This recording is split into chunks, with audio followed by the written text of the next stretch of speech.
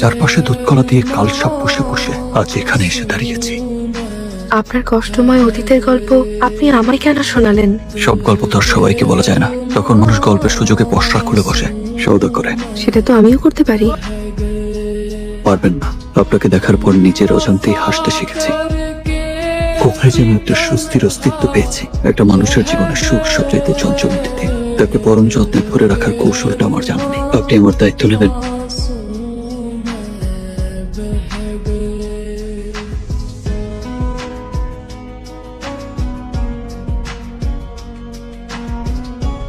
আপু চল ঘুমাবো। খাট তো খাটের জায়গাতেই আছে। আমি তো আর খাট টেনে নিয়ে পুকুরে ফেলে দিয়ে আসিনি। একা একা ভয় লাগে। এখন ভয় নিয়েই ঘুমা। বিয়ে হয়ে গেলে বর নিয়ে ঘুমাস যা। প্রথমের বাচ্চা আমার ধ্যান জ্ঞান সব এলোমেলো করে দিচ্ছে। সেদিন আমরা দুজন বাড়ি ফিরলাম দুরকম মন নিয়ে।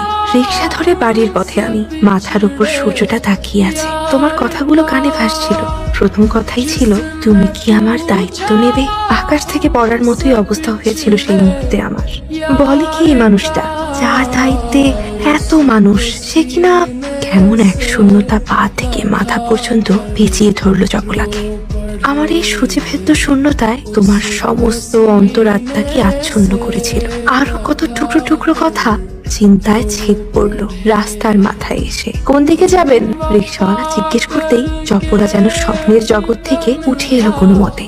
অনর্গল কথা বলে চলেছ তুমি আমাকে নির্বাক করে দিয়ে। আমি তোমায় ভালোবাসি কিনা জানি না, আমি তোমার রূপে মুগ্ধ কিনা জানি না, তোমার লাবণ্য ভরা শরীর আর সৌন্দর্য পাগল কিনা জানি না, তোমার এতটুকু দূরত্বে হৃদয় বিকল হয় কিনা জানি না, তোমার ভেতরে আমি আমার চিত্ত হারিয়েছি কিনা জানি না, তোমাকে কামনার সাথে সাথে গ্রহণ করতে চাই কিনা তাও জানি না। আমি তোমার ব্যক্তিত্বকে শ্রদ্ধা করি, তোমার চলার পথ ধরে চলি, তোমার সৌন্দর্যকে আমি ধারণ করি, তোমার ত্যাগকে আমি লালন করি, তোমার সেই নিশ্চিম উদাসীন্যকে আমি ভালোবাসি।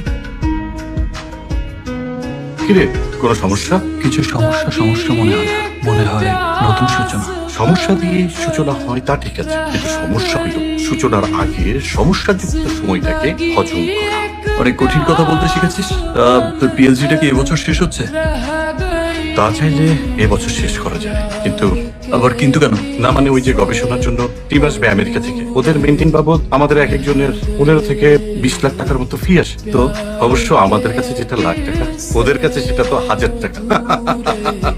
ডলার বলে কথা।